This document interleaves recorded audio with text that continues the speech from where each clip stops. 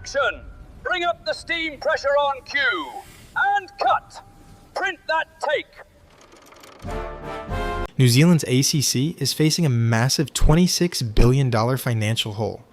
In this video, I reveal the Fiscal Recapture plan to save our safety net without raising taxes for you. For decades, the ACC has been New Zealand's social safety net, but it is now cracking under an invisible multi-billion-dollar pressure. While conventional wisdom suggests raising levies on middle-class wages, the math points to a different solution: fiscal recapture. I perform a forensic audit on where New Zealand's capital is leaking. Multinational Enterprises. How companies like IKEA and Big Tech use base erosion and profit shifting, BEPS, to move profits offshore. Commercial tax exemptions. Why large commercial entities owned by charities like Sanitarium and Ngāi Tahu pay $0 in corporate tax on massive profits. The banking sector. The Big Four.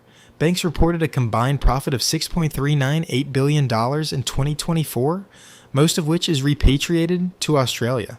By closing these loopholes, NZ could recapture $1.38 billion annually, eliminating the ACC deficit in as little as 9 years. For decades, the ACC served as New Zealand's social safety net. Today, that foundation is cracking under the weight of an invisible, multi-billion-dollar pressure. This chart shows the exact dimensions of the financial hole. The ACC carries an outstanding claims liability, the projected cost of current and future claims, of a massive $63.556 billion. Left unaddressed, this trajectory guarantees a $26 billion deficit by 2030. The conventional political wisdom offers a predictable solution to this shortfall: extract more money from everyday citizens. It assumes that balancing the books requires raising standard levies on middle-class wages and small local businesses. The math suggests a different approach. Instead of extracting new money, New Zealand can target money leakage. This is existing capital generated within the local economy that legally bypasses the domestic tax system and bleeds out of the country. This structural crisis is solvable through recapture. The capital already flows through the New Zealand economy. Redirecting it from these specific leaks would secure the national safety net without increasing the tax burden on the public. We start the audit with multinational enterprises. Global corporations utilize a strategy called base erosion and profit shifting, or BEPS.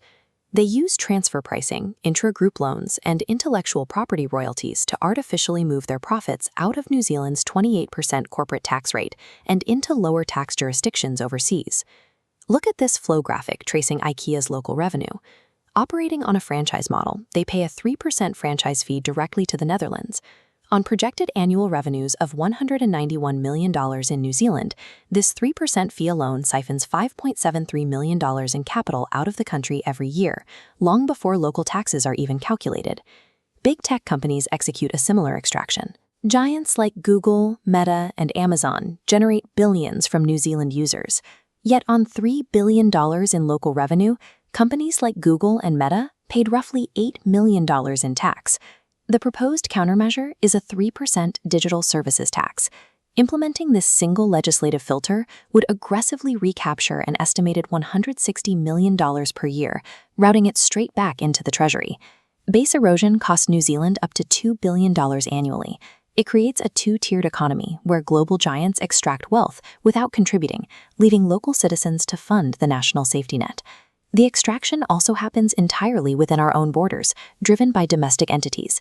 Since 1940, businesses owned by not-for-profits have been completely exempt from income tax, even if their commercial activities have zero relation to their charitable purpose.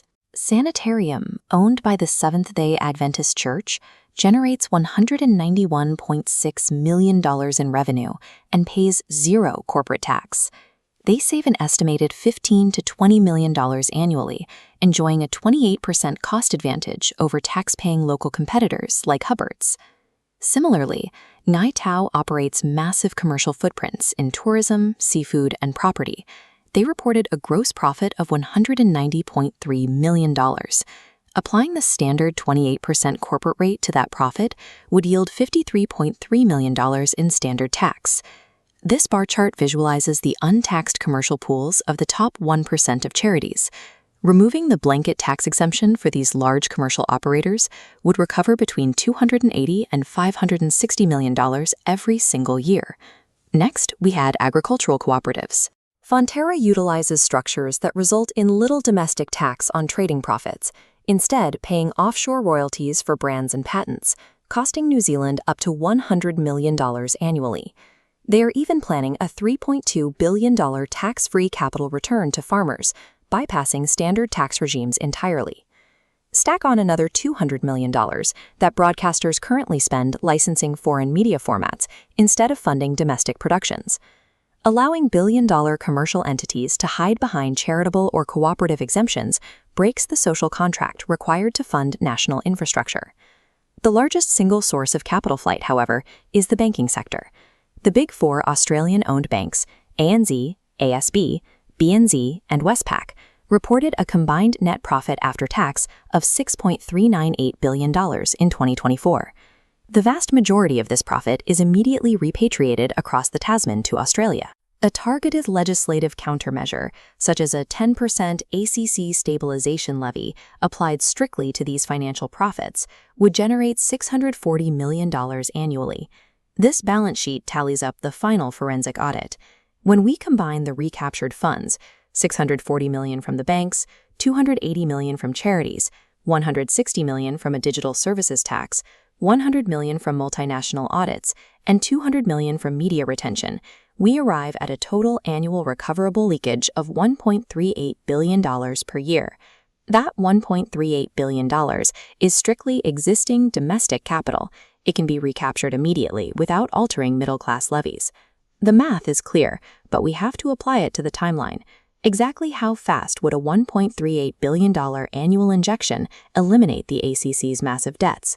This timeline graph maps the total $63.6 billion outstanding claims liability against a strict $1.38 billion annual recovery injection. Even if we target the absolute maximum liability, the debt could be entirely paid off in 46.1 years. But the immediate concern is the $14 billion ACC reserve deficit. If the government pursues a conservative scenario, recovering $400 million a year, it clears the deficit in 35 years. A moderate approach, recovering 50%, clears it in 18 years. Push that to an aggressive scenario, recovering 75%, and the deficit is erased in 12 years. If we execute an extremist scenario and close 100% of the identified leakage, that $14 billion deficit vanishes in just 9 years. The path to ACC solvency is a legislative choice. These numbers prove that closing existing loopholes redirects domestic wealth back into the public system, securing the national safety net for the next generation. Hey everyone, if you're enjoying this, make sure to like and follow and hit subscribe for more great content. Thanks for watching.